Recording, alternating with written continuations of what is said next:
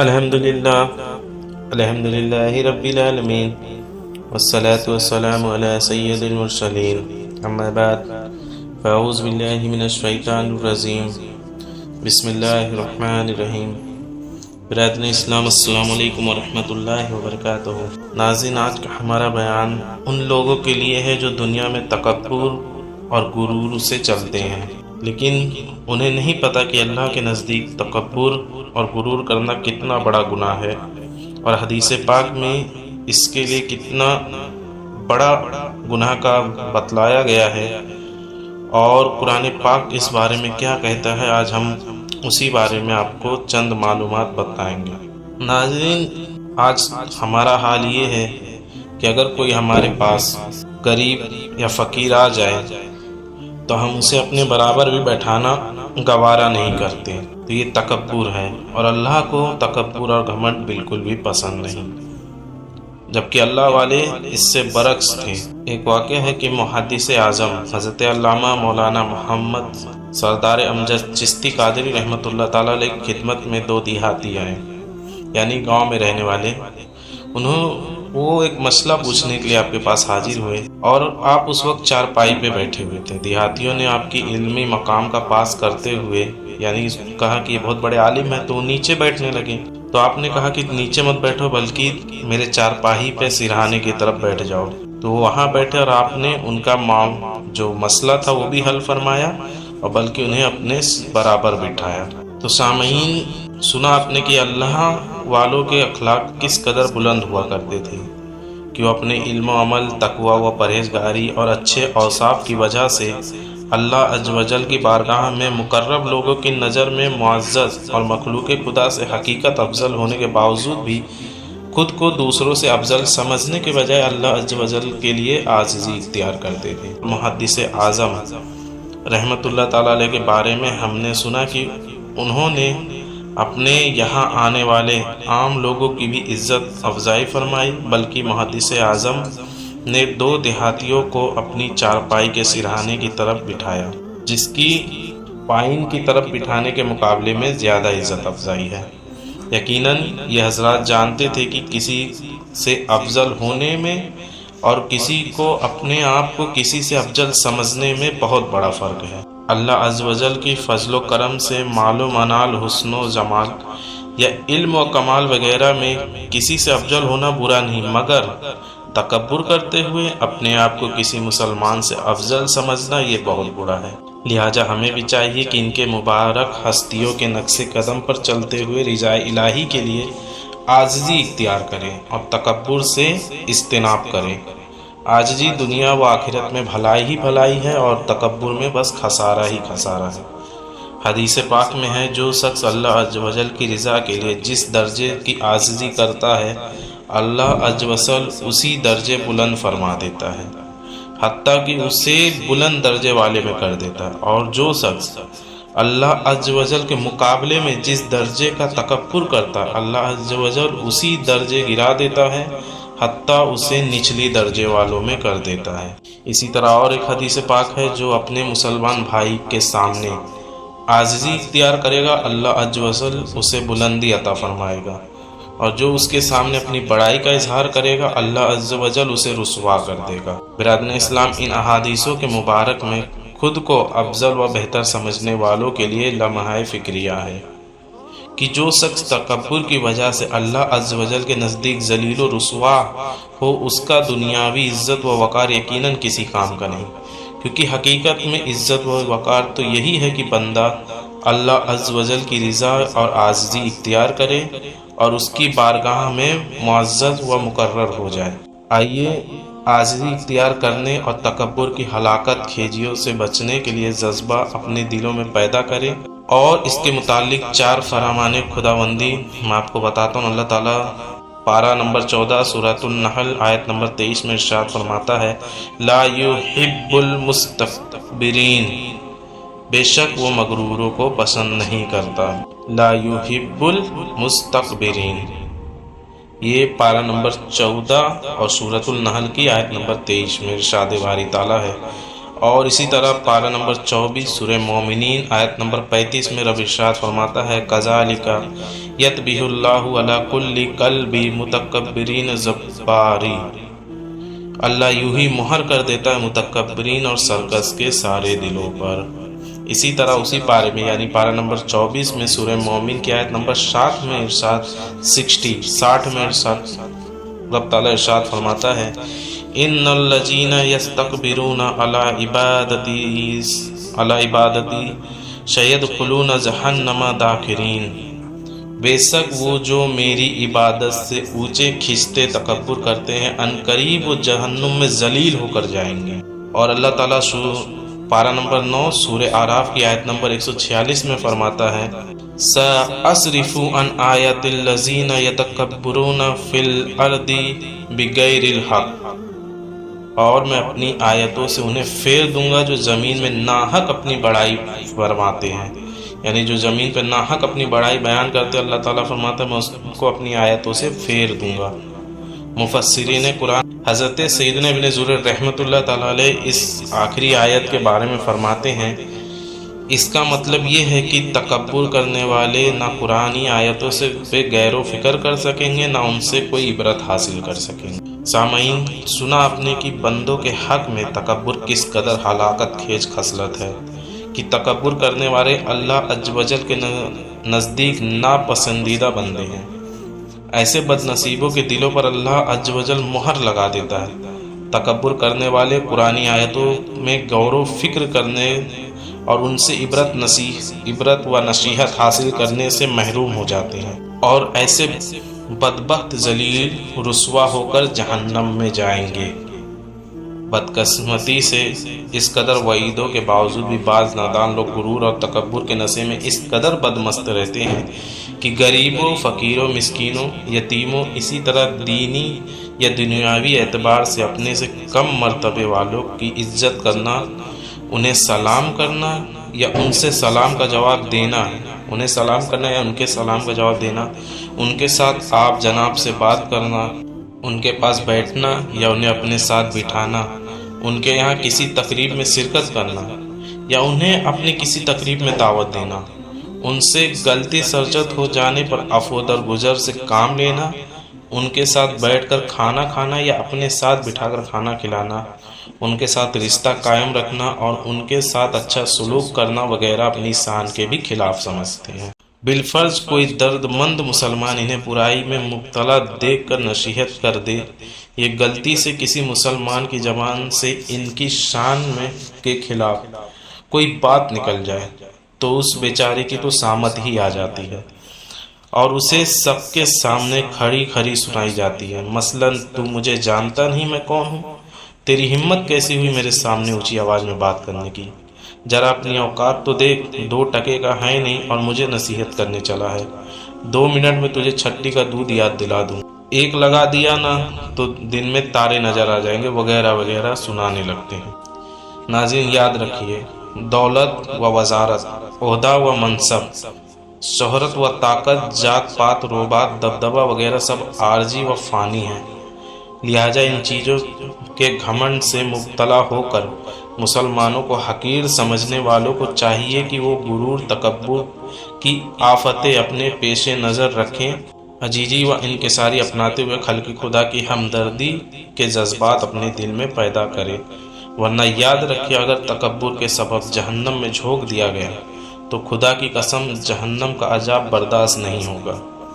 غرور اور تکبر میں کے تباہیوں کے متعلق 4 فرمانے رسول اللہ سنیے۔ میرے نبی پاک صلی اللہ تعالیٰ علیہ وسلم نے ارشاد فرمایا، بدتر ہے وہ شخص جس نے اپنے آپ کو اچھا سمجھا اور تکبر کیا اور خدائے بزرگ و برتر کو بھول گیا۔ یعنی نبی نے فرمایا وہ شخص بدترین ہے جس نے اپنے آپ کو اچھا سمجھا اور بلکہ اپنے سے سب کو نیچا سمجھا اور اللہ کو بھول گیا۔ میرے نبی پاک صلی اللہ تعالیٰ علیہ وسلم ارشاد فرماتے، بے شک جہنم میں ایک مقام ہے جس میں تکبر کرنے والوں کو ہی ڈال کر اوپر سے بند کر دیا جائے گا۔ نبی پاک ارشاد فرماتے ہیں کہ متکبرین کو قیامت کے دن چوٹیوں بنا کر انسانوں کی شکل میں اٹھایا جائے گا. انہیں چوٹیاں بنائے، ان کا بدن تو چوٹیوں کا ہوگا لیکن شکل انسانی ہوگی. اس طرح انہیں اٹھایا جائے گا کہ ہر چھوٹی سے چھوٹی چیز ان پر غالب آ جائے گی. پھر انہیں جہنم میں قید خانے کی طرف ہانک دیا جائے گا جسے بلس کہا جاتا ہے. وہاں آگوں کی آگ انہیں اپنی لپیٹ میں لے لے گی. یہی نہیں بلکہ انہیں طیانۃ الخبال یعنی جہنمیوں کا پیپ پلایا جائے گا. اللہ اکبر.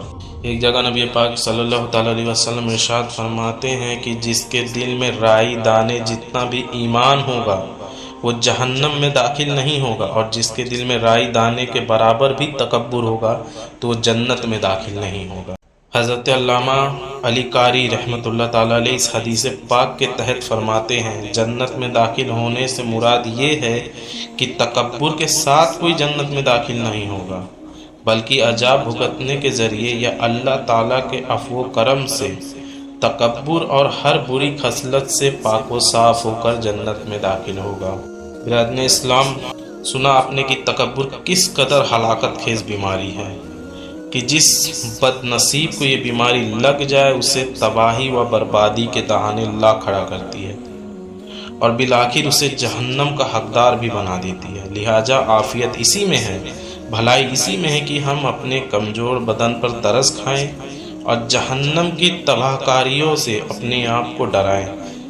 جب بھی نفس و شیطان کسی مسلمان کو حقیر جاننے اور غرور و تکبر کا مظاہرہ کرنے پر ابھارے تو انسان کو اپنی ماضی، اپنی اوقات، اللہ عز و جل کی عطاؤں پر غور و فکر کرنا چاہیے کہ پہلے میں بھی فلاں نعمتوں سے و خوبی سے محروم تھا. میرے رب عز و جل کا مجھ پر فضل ہوا اور اس نے مجھ بے اوقات کو اپنی نعمتوں اور بے پناہ خوبیوں سے نہال فرمایا. مگر ان نعمتوں اور خوبیوں کا شکر کرنے کے بجائے ہم اس کی نافرمانی کرتے ہوئے گھمنڈ و تکبر کے گناہ میں مبتلا ہو جاتے ہیں. یاد رکھیں کہیں ایسا نہ ہو کہ ہماری بے حسی اور ناشکری کے سبب یہ نعمتیں ہم سے چھین لی جائیں اور جس کو ہم حقیر سمجھ رہے ہیں اسے دے دی جائے. اسی جسم میں ایک حدیث میں آپ کے پاس سامنے رکھتا ہوں کہ بہرحال علماء نے یہ حدیث سنائی ہوگی لیکن میں بھی آپ کو ایک بار سنا دیتا ہوں کہ ایاز سلطان محمود غزنوی رحمۃ اللہ تعالیٰ علیہ کا ایک ادنا غلام تھا. پھر ترقی کرتے کرتے اس کا محبوب ترین وزیر بن گیا. پہلے غلام تھا پھر وزیر بن گیا. ایاز کی کامیابیاں حاسدین درباریوں کو ایک آنکھ بھی نہیں بھائی. وہ موقع کی طاق میں رہتے تھے کہ کسی طرح ایاز محمود کو نظر سے گرا دے، یعنی ایاز کو محمود غزنوی کے نظر سے گرا دے. آخرکار انہیں ایک موقع مل بھی گیا. ہوا یوں کہ ایاز کا معمول تھا کہ روزانہ ایک مخصوص وقت میں ایک کمرے میں چلا جاتا اور کچھ دیر گزار کر واپس آ جاتا. درباریوں نے محمود غزنوی کے کان بھرنا شروع کیے کہ ضرور ایاز نے شاہی خزانے میں خرد برد یعنی ہیرا پھیری کرنے سے مال جمع کر رکھا ہے، جسے دیکھنے کے لیے وہ کمرہ خاص میں جاتا ہے.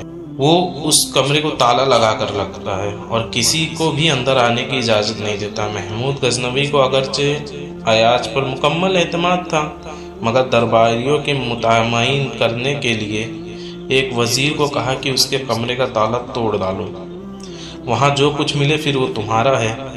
وزیر اور دیگر درباری خوشی خوشی ایاز کے کمرے میں جا گھسے مگر وہاں کیا دیکھتے ہیں کہ وہاں ایک پرانے بوسیدہ لباس اور چپلوں کے سوا انہیں کچھ نہیں ملا. یہ دیکھ کے درباریوں کی آنکھ پھٹی رہ گئی. محمود غزنوی نے ایاز سے ان کپڑوں اور چپلوں کے بارے میں پوچھا تو ایاز نے بتایا کہ یہ میری غلامی کے دور کی یادگار ہیں جنہیں دیکھ کر میں اپنی اوقات یاد رکھتا ہوں اور خود پر موجودہ عروج یعنی ترقی پر تکبر میں مبتلا نہیں ہونے دیتا. یہ سن کر محمود غزنوی اپنے وفادار خادم ایاز سے اور بھی زیادہ متاثر ہو گیا اور درباریوں کا منہ کالا ہوا. تو ناظرین سنا آپ نے کہ جو لوگ اپنی اوقات کو یاد رکھتے ہیں اور منصب و مرتبہ ملنے کے باوجود اپنے آپ کو بڑا نہیں سمجھتے اور تکبر سے اپنا دامن بچاتے ہیں، اللہ عز و جل ان کے مقام و مرتبوں میں مزید اضافہ فرما دیتا ہے۔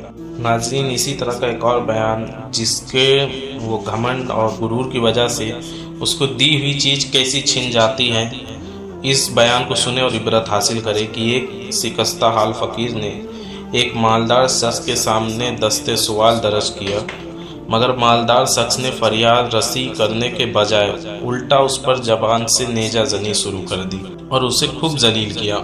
فقیر کا دل خون خون ہو گیا اور جذبات میں ایک آہ بھر کر کہا، تمہارے غصہ کرنے کی وجہ شاید یہ ہے کہ تمہیں بھیک مانگنے کی ذلت کا احساس نہیں۔ یہ جملہ سن کر مالدار شخص آنکھ ببولا ہو گیا اور فقیر کو غلام کے ذریعے دھکے دلوا کر باہر نکلوا دیا۔ خدا کا کرنا یوں ہوا کہ وہ مغرور مالدار کچھ عرصے بعد کلاس ہو گیا اور محتاجی نے اس کے آنگن میں بسیرا کر لیا۔ دوست، رشتہ دار اور غلام و دربار سب چھوٹ گیا اور یہ شخص سڑک پر آ گیا۔ جس غلام نے فقیر کو اپنے آقا کے حکم سے دھکے دے کر نکالا تو اسے ایک نئے مالدار آقا نے خرید لیا، اور یہ آقا بہت نرم دل تھا، فریاد رس اور مہربان تھا۔ غریبوں فقیروں کی امداد کرنے سے زیادہ اسے کسی چیز میں بھی خوشی نہیں ہوتی تھی۔ یہی وجہ تھی کہ اس کے گھر پہ ہر وقت مانگنے والوں کی اور ضرورت مندوں کا ہجوم لگا رہتا تھا۔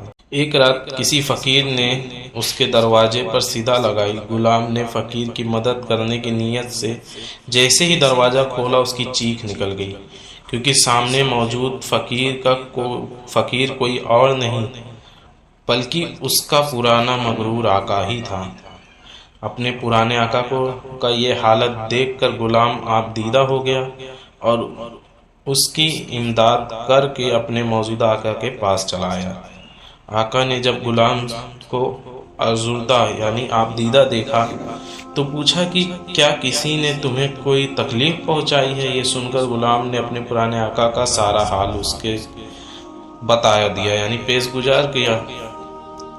ساری کہانی سننے کے بعد آقا بولا کہ میں وہی فقیر ہوں جسے اس نے دھکے دلوا کر نکلا دیا تھا، اور آج دیکھو کہ وقت کی کایا کیسی پلٹی ہے کہ قدرت نے اسے میری ہی دروازے پر بھیک مانگنے کے لیے لا کھڑا کیا۔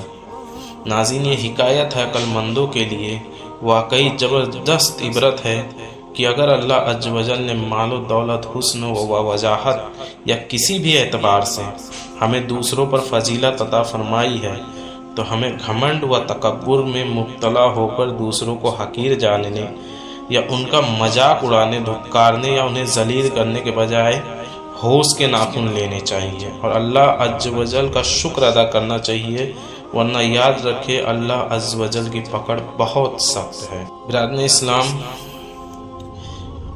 دعوت اسلامی کے اساتی ادارے مبت المدینہ کی کتاب عیون الحکایت میں حصہ دوم میں ہے کہ حضرت سیدنا وہب بن منبہ رحمۃ اللہ تعالی علیہ فرماتے ہیں کہ ایک بہت بڑی سلطنت کے بادشاہ نے ارادہ کیا میں اپنے سارے ملک پر گشت کروں، یعنی سارے ملک میں گھوموں۔ اس نے اپنے بہترین لباس منگوائے لیکن ان میں سے اسے پسند نہیں آیا، پھر اس نے اس سے عمدہ لباس منگوایا لیکن پسند نہ آیا، بالآخر سینکڑوں لباسوں میں سے اسے اپنی پسند کا جوڑا مل گیا۔ پھر گھوڑے لائے گئے تو ان میں سے کوئی گھوڑا اس کو پسند نہیں آیا، آخر کار ہزاروں گھوڑوں میں سے اس نے ایک گھوڑے کو پسند کیا۔ اب بادشاہ بڑی شان و شوکت سے لشکر سے ہمراہ سفر پر روانہ ہوا۔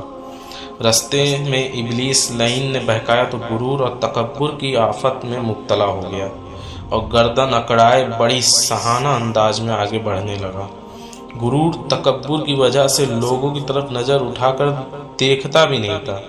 رستے میں ایک ضعیف و ناتواں شخص بوسیدہ کپڑوں میں نظر آیا، اس نے سلام کیا لیکن بادشاہ نے تو جواب بھی نہیں دیا اور نہ ہی اس کی طرف دیکھا، بلکہ اس نے آواز لگایا، بادشاہ مجھے تجھ سے ضروری کام ہے۔